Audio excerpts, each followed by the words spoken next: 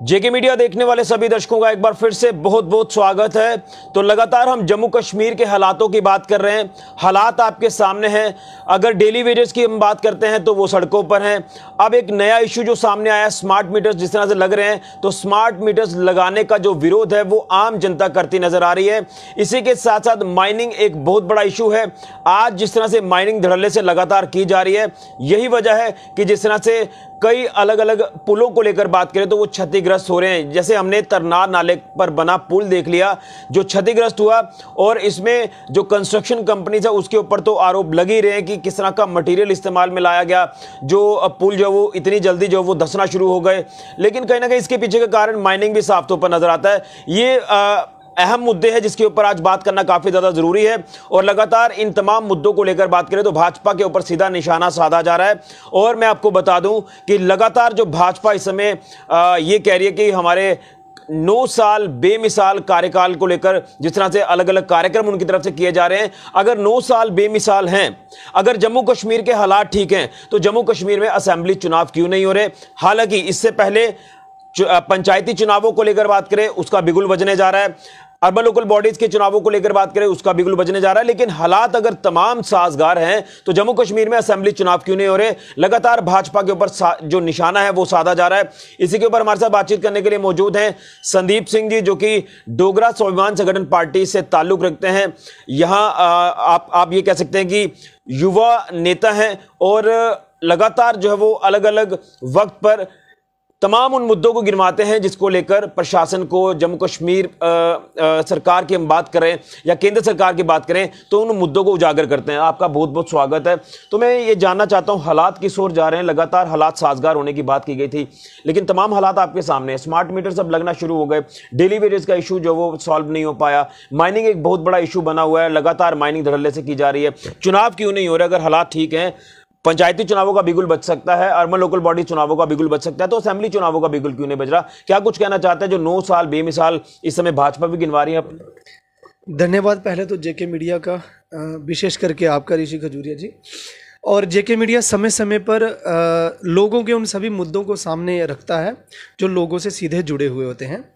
रही बात भाजपा के 9 साल बेमिसाल, मुझे लगता है ये बेमिसाल नहीं है। इनमें जितना भी बुरा हाल हुआ है, भ्रष्टाचार हुआ है और जितना लटकाया और भटकाया जा रहा है, शायद ही 70 साल में कभी ऐसा हुआ हो। और बीच में आपने एक पुल की बात की है, तो वो कितनी हैरान कर देने वाली बात है। कितना इनका मतलब सुस्त प्रशासन है, कितनी नालायकी होगी प्लानिंग में, एग्जीक्यूशन में। और ऊपर जो गवर्नेंस बैठी हुई है, इलेक्टेड गवर्नमेंट है सेंटर में, डायरेक्ट यहाँ पर एक ही सिंगल इंजन की सरकार है, सुपर पावर इंजन की। तो एक पुल वहाँ खुदाई की वजह से, वो माइनिंग का सीधा सीधा कसूर है। और कसूर सीधा है जम्मू कश्मीर के प्रशासन का, एलजी साहब का, जिनकी नाक के तले दिन रात इतना रेत बजरी ऐसे निकाला जा रहा है जैसे इनको फिर कभी मौका मिलेगा ही नहीं। ऐसे लूट रहे हैं, लेकिन वो चुपचाप कह रहे हैं बहुत अच्छा प्रशासन चल रहा है। न जाने कितने पैसे दे करके सेंटर से यहाँ उन्होंने पोस्टिंग ली, जैसे अंग्रेज लोग किया करते थे। अंग्रेज क्या करते थे, अपने जो ईस्ट इंडिया कंपनी थी वहाँ पे अपने जो उनके ऊपर बैठा होता था उसको खुश करते थे और एक ठेका मार लेते थे कि अगली बार मैं वहां पे डिप्टी कमिश्नर बन के जाऊंगा, मेरी पोस्टिंग वहां करो, मैं गवर्नर बन के जाऊंगा। और खूब लूटा किया करते थे। और कसूर कहते थे आप लोग इसी काबिल हो। आज जैसे अंग्रेज बोल रहे थे ना पिछले जमाने में कि भारतीय इसी काबिल है, अपना शासन प्रशासन नहीं चला सकते, पढ़ाना हमने सिखाया। आज ये भारतीय जनता पार्टी वाले कहते नहीं, ये आप लोगों का कसूर है, आप इसी काबिल हो। और बड़ी बार तो हमने सुना है इनके बयानबाजों से, कहते हैं यहाँ के लोग डेवलपमेंट ही नहीं चाहते हैं। अरे यार, आप कौन सी डेवलपमेंट करके दे रहे हो। आपने पीडीडी वालों के साथ वादा किया था पिछले साल, कहा था उनका जो 381 लगना है उन पर मैं सबको पक्के कर दूंगा, 12,000 मेंबर को पक्के करें। आपने किया। इससे बड़ा झूठा भ्रष्ट मेरे ख्याल में शायद हमने कोई जीवन में इस प्रकार का कार्यकाल देखा होगा, सॉरी टू से, लेकिन वो है। हम कहेंगे, क्यों नहीं कहेंगे, क्योंकि ये किसी की जागीर नहीं है और हम कहीं किराए पे नहीं रहते हैं। ये हमारे बाप दादाओं ने, बुजुर्गों ने अपना खून मिट्टी में मिला करके जम्मू कश्मीर बनाया था। हमारे महाराजा हरि सिंह जी ने इतनी कुर्बानी दे करके इतनी स्ट्रेटेजिक स्टेट को हमारे भारत के साथ जोड़ा था। भारतीय कहलाने का हमें गर्व प्राप्त हुआ, और ये चुन चुन के नोच नोच के खा रहे हैं। ये कहते हैं फारूक अब्दुल्ला जो है फॉरेस्ट की जमीन पर बसा हुआ है, मैंने ऐसे कर दिया, उसका घर खाली करवाया, और उसके साथ ये दिल्ली में बैठ के मीटिंगें करते हैं। बड़ी अच्छी इनका आपस में तालमेल चल रहा है। महबूबा मुफ्ती को ये पिछले दिन कह रहे थे हमने नजरबंद कर दिया। जम्मू में वो सारी आके मीटिंग करती हैं, कश्मीर में ये नजरबंद करते हैं। किसको खुश करना चाहते हैं? लोग क्या बेवकूफ समझ रखे हैं? और आप सबसे बड़े देशभक्त बनना चाहते हैं और हमें सिखा रहे हैं देशभक्ति। 1947 से पहले हम कितने देशभक्त थे हमें पता है, आज भी हम हैं। और जब यहां 370 था तब भी ये भारत देश का ही हिस्सा था और हमेशा रहेगा। इसे कोई पीछे नहीं करने वाला। दुष्प्रचार बंद कर दीजिए। रही बात बाकी मुद्दों की, जो इन्होंने ये एक मकड़ जाल सा बना रखा है, आज आके दोष देते हैं जनता को, स्टूडेंट को। इन्होंने क्या हाल करके रखा है? पिछले 5 सालों से इन्होंने कोई रिक्रूटमेंट ढंग की नहीं की। सारी की सारी इन्होंने डाल दी है ठंडे बस्ते में, और रिट पे रिट और लिटिगेशन पे चली गई हैं। 25 लाख का ये लोग पेपर बेच देते हैं, और आज धड़ल्ले से कहते हैं पहली सरकारों ने बहुत कुछ ऐसे किया, लूटा। अरे उन्होंने लूटा, आपने डाका डाला, डाका। आपने धर्म का नाम लेकर के हमें बेवकूफ बनाया, आपने हमारे सेंटिमेंट के साथ खिलवाड़ किया है। और आप कहते थे देखो पहले यहां पे जो हिंदू मेजॉरिटी वाले एरियाज है वहां पे लोग डरा करते थे, आजकल डर नहीं रहा है भाई साहब, आज तो ज्यादा डर हो गया है। इतनी चोरियां आए दिन होती हैं हमारे घर में। हर मेंबर को अगर जानो तो पूरा परिवार नहीं जा सकता किसी फंक्शन में। एक मेंबर को या किसी और रिश्तेदार को कहना पड़ता है भाई साहब चाबियां लीजिए और घर में रहिएगा, कोई पता नहीं कब कौन लूट जाएगा। हमारा जम्मू कश्मीर ऐसा नहीं था जैसे आपने बना दिया। भाग जाओ जहां से, वरना जनता आपको बर्दाश्त नहीं करेगी, भगाएगी आपको। और आप किस मुंह से ये कहते हैं 9 साल बेमिसाल? एक ब्लैक लिस्टेड कंपनी को आपने पेपर लेने का इंतजाम दे दिया, ठेका दे दिया। आपने जम्मू कश्मीर के बच्चों को कहा जम्मू कश्मीर के जो गवर्नमेंट डिग्री कॉलेज है एडमिशन लेनी तो उसमें एग्जाम देना पड़ेगा। क्या बेहुदा मजाक करते हैं आप? ये है आपके बच्चों के प्रति सोच? और हमारे नौजवान को आप नहीं चाहते पढ़े लिखे हो, या आपकी तरह यूपी बिहार में बेगैरती से फिरते रहे और आवारागर्दी करते रहे? डर वहां पे लगता है बच्चियों को बाहर निकलने में, वहां पे रोमियो स्क्वाड बनाया जाता है। क्या आप बताइए मुझे जम्मू कश्मीर के इतिहास में कभी कोई रोमियो स्क्वाड बनाने की जरूरत पड़ी? कितने सिविलाइज्ड लोग हैं हमारे जम्मू कश्मीर के। इन्होंने अनसिविलाइजेशन ऐड की है, और बिना हमारी मर्जी के जिसको जी चाहता है उसको दिए जा रहे हैं। ये जमीन उसको दे दी, वो जमीन उसको दे दी। इतने इनके काले कारनामे हैं, और अभी उनको छुपाने के लिए कह रहे हैं देखिए जी हम ना यहां पे लोकतंत्र को सशक्त करने के लिए पंचायती इलेक्शन हमने मांगी। पंचायती इलेक्शन और जो म्युनिसिपैलिटी की इलेक्शन है, ये इलेक्शन हो रही है। आपने बड़ी बार आपने सुना होगा, ये कहता है जम्मू कश्मीर 1989 का जो एक्ट है, आपने तो 370 तोड़ दी थी। जम्मू कश्मीर में तो जो विधान था वो समाप्त कर दिया। आज आप उसके तहत इलेक्शन क्यों करवा रहे हो? लाओ ना कोई इंडियन कॉन्स्टिट्यूशन में किसी और बेस्ट स्टेट का मॉडल हमारे यहां पे इंट्रोड्यूस करो। इलेक्शन अब जम्मू कश्मीर पंचायत की, जम्मू कश्मीर जो एक्ट है 1989 का पंचायत को लेकर के, उसके बेसिस पर करवा रहे हो, और हमें धोखा देते हो। 370 टूट गया। 370 सिर्फ आपने तोड़ा है, पीछे रखा है, क्या करने के लिए? जमीनें बेचने के लिए। तब आपको कहते हैं 370 टूट गया। जब नौकरियां देने की बात आती है कहते हैं 370 टूट गया, अब कोई भी कंपटीशन कर सकता है। जब हमारी तरक्की की बात आती है तब आप कहते हैं नहीं नहीं। जब हमारे अधिकार की बात आती है तब आप कहते हैं नहीं नहीं, अभी ये मसला आगे चल रहा है, अभी हम ऐसा नहीं कर सकते। अरे इतना लटकाना भटकाना और इतना भ्रष्टाचार। और ये कहा था आपने अच्छे दिन आएंगे, अच्छे कहां अच्छे दिन? आज 20 दिन हो गए हैं। भगवान ना करे अगर ये सोचिए कोई आतंकवादी हमला होता, नेशनल हाईवे पे वो ब्लास्ट करते और वो टूट जाता, या कोई पाकिस्तान हमला करता तो हमारा ऐसे कट हो जाते हम पूरे भारत से, तो आप क्या बार फुटिंग पे उसको कनेक्ट नहीं करते? हमारी सप्लाई क्या ऐसे रुकी रहती? कितनी बड़ी नालायकी है आपकी। यहां से पता चलता है आपसे बातें करते हैं टीवी पे, सिर्फ फोटो खिंचवाते हैं आप। शायद आपने फिल्म देखी है तू खींच मेरी फोटो, वही आप ये गाते हैं तू खींच मेरी फोटो। मीडिया, जहां से मीडिया दिखता है फोटो आप इधर उधर के पोज देते हो, चले जाते हैं। नीचे क्या हो रहा ग्राउंड पे आप कहते हैं हमें तो पता ही नहीं है। लेकिन ये पता है कि जम्मू कश्मीर की एक पंचायत पल्ली है, वहां पे आपने एक सरपंच जिसकी शराब की दुकान है उसको बेस्ट सरपंच जम्मू कश्मीर का बना दिया। ये समझ आपको है, ये खबर आपको मिल गई। हमारे यहाँ का पुल तब से खराब है, ये खबर नहीं मिली। लेकिन मैं जानना चाहता हूं ना कि मुद्दे तो हम भी गिनवा रहे हैं, आप उसके ऊपर हाईलाइट करते हैं, चर्चा हम करते हैं, लेकिन उसका हल नहीं हो पा रहा। और एक नया मुद्दा गर्मा चुका है, लगातार लोग प्रदर्शन कर रहे हैं, स्मार्ट मीटर्स जिस तरह से इंस्टॉल किए जा रहे हैं। लोग ये कह रहे हैं कि भाई पहले वाले मीटर भी तो आपने लगाए थे, हमने तो कहा नहीं लगाने के लिए, लेकिन आज जब स्मार्ट मीटर्स लगाए जा रहे हैं, लोग ये कह रहे हैं कि हम नहीं लगाने देंगे।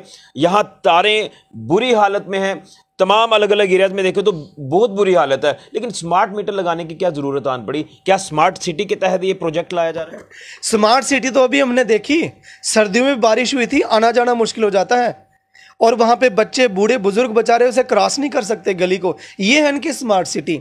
ये इन्होंने कंपनी बना रखी है, गुजरात की कंपनियां हैं जो स्मार्ट सिटी लिमिटेड के अंडर काम कर रही हैं। खूब पैसा बटोरा जा रहा है और कुछ नहीं किया जा रहा, अपनी जेबें भरी जा रही हैं। भ्रष्टाचार का अड्डा है। अभी एक हमारे भाई साहब हैं सरदार बलविंदर सिंह जी, उन्होंने RTI लगाई थी, देखा आपने वहां पे स्मार्ट सिटी वालों की पार्किंग का कितना बुरा हाल था। उन्होंने गिन गिन के बताया कैसे कैसे टेंडर लोकल आदमियों को नहीं दिए गए, बाहर वाले अपने फेवरेट लोगों को दिए गए, कितना भ्रष्टाचार चल रहा है। अरे बात स्मार्ट मीटर की, मैं ये चुनौती देता हूं आपको, मेरे घर पे आके लगाना, मैं बिजली भी इस्तेमाल करूंगा, सच कह रहा हूं। हम अड़ जाएंगे, मर जाएंगे, मेरी बिजली है, आप कौन होते हैं? कैसे इस्तेमाल करना है मेरी चुनी हुई सरकार, जिसे मैं चुन करके बंदे को भेजूंगा, वो डिसाइड करेगा और उससे हम निपट लेंगे। लेकिन आप हमारा बुनियादी अधिकार छीन नहीं सकते। काटना मेरी तार, मैं जोड़ के दिखाऊंगा, देखना किसमें हिम्मत है जो मेरे कनेक्शन काट जाए। मेरा बुनियादी फंडामेंटल अधिकार है, कोई नहीं छीन सकता ये। और आप कहते हैं स्मार्ट मीटर, स्मार्ट मीटर क्यों भाई? क्या हिमाचल में स्मार्ट मीटर है? आपकी सरकार पहले हिमाचल में रही, उधर लगवाया अपना स्मार्ट मीटर। कितनी अच्छी व्यवस्था उनकी बिजली की, सभी लोग अपना बिल पे करते हैं। क्यों? वहां पे सरकारें अच्छी हैं, लोग अच्छे अच्छे चुन करके जाते हैं। वहां क्यों स्मार्ट मीटर के बिना ही सब कुछ अच्छा चल रहा है? यहां क्यों आपको स्मार्ट मीटर चाहिए? लूटना चाहते हो? जो पहले के लगाए हैं उन पर आइए और उनकी बात करिए, रीडिंग करिए, फिजिकली वहां पे आइए। और इन लोगों ने तो एक और भ्रष्टाचार किया है।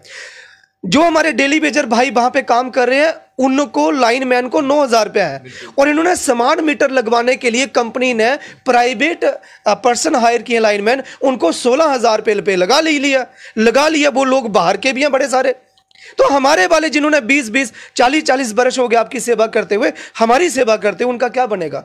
उनके बच्चों के साथ आप कितना बड़ा खिलवाड़ कर रहे हो। आप कत्ल कर रहे हो पूरे पूरे परिवार का। उनको एक होप है। मैं ये नहीं कहता कि आप आंखें बंद करके सबको रेगुलराइज कर दो, जो डिजर्व करता है करो, ये आपका काम है, तंत्र आपका है, आपके पास सारे का सारा सिस्टम है। डिजिटल इंडिया है भाई। अगर अभी नहीं होगा तो कब होगा? आपने कितनी बार आधार कार्ड उनके चेक किए, कितनी बार आपने उनकी ऑनलाइन, आप उनके बैंक में आप उनके सीधे अकाउंट में पे डाल रहे हैं, तो सरकार उनको पे क्यों दे रही है? अगर वो ऐसे ही पुरानी सरकार का पाप है तो किसने ठीक करना है?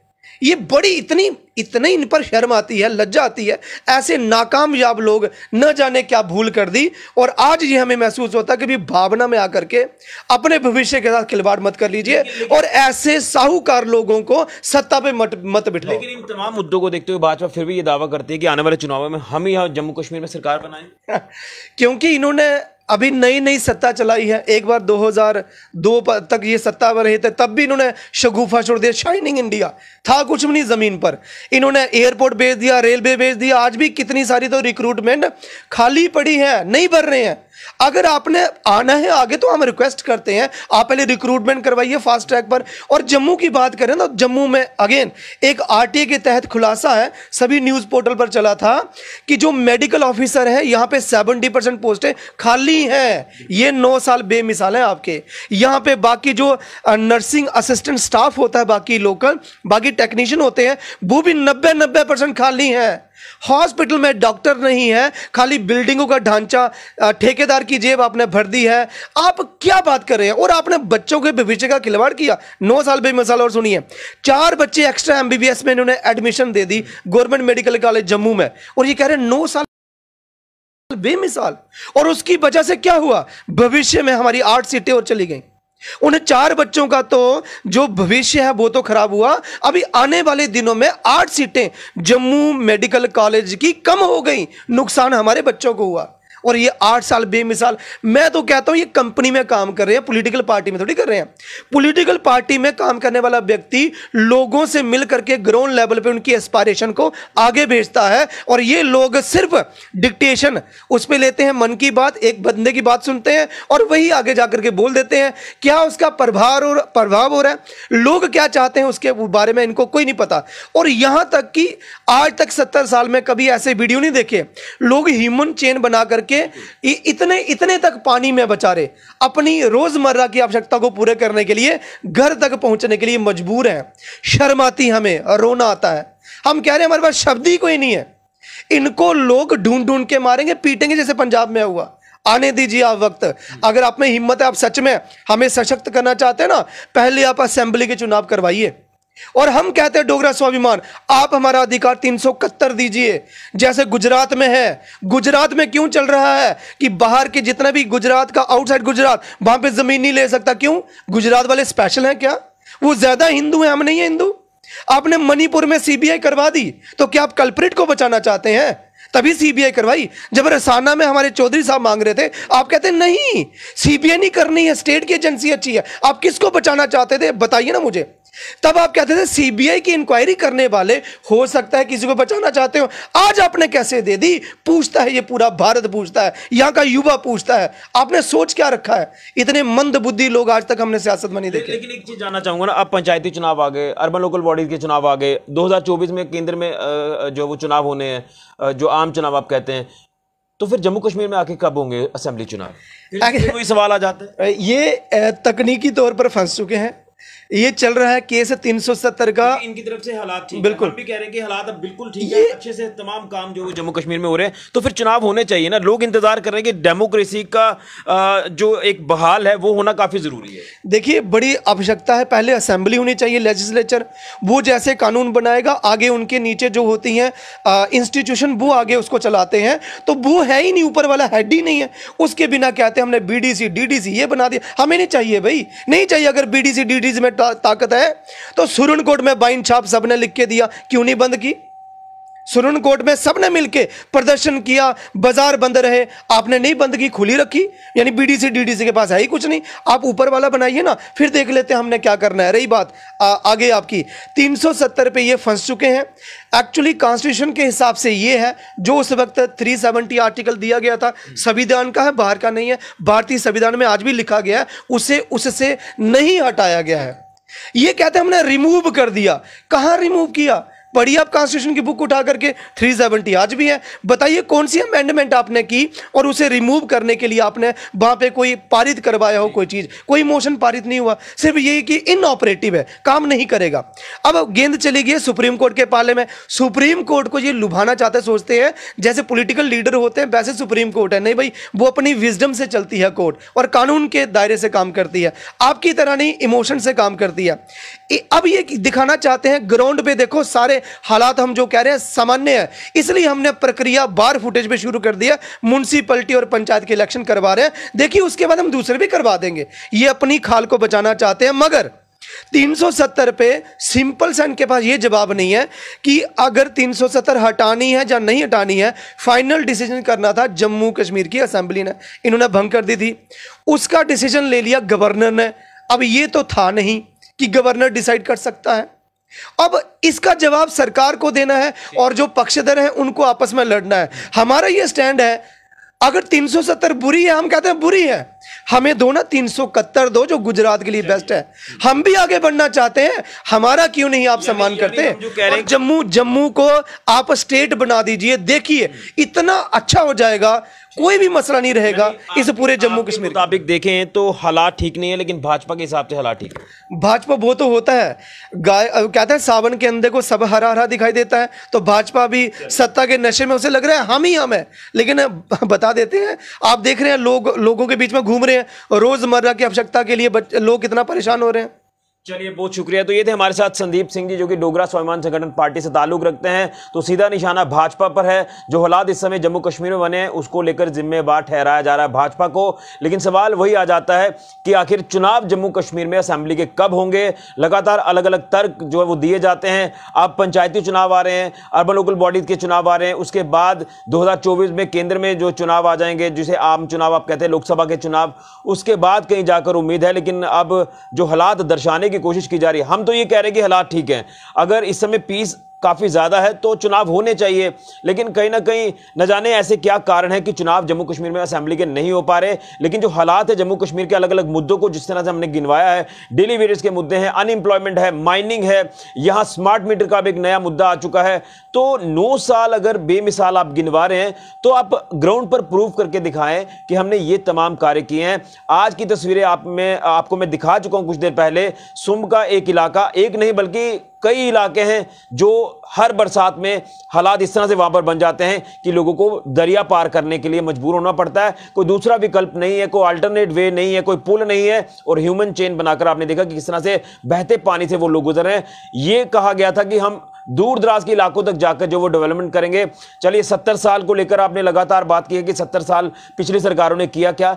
आपके पास भी अगर आप 9 साल बेमिसाल गिनवा रहे हैं तो जरा इधर की तस्वीर भी आप बदल कर रख देते। सुंब इलाके की, सांबा के अलग अलग इलाकों की बात कर रहे हैं। इसलिए कहीं ना कहीं भाजपा को सीधा सीधा जो है वो हमला फेस करना पड़ रहा है तमाम पॉलिटिकल पार्टीज का, जिसमें अब कहीं ना कहीं आम एक व्यक्ति है वो भी अपना रोष व्यक्त कर रहा है भाजपा को लेकर कि आखिर हालात कैसे बना दिए हैं, हालात जा किस हो रहे हैं। ये जम्मू कश्मीर का प्रेजेंट सिनेरियो है।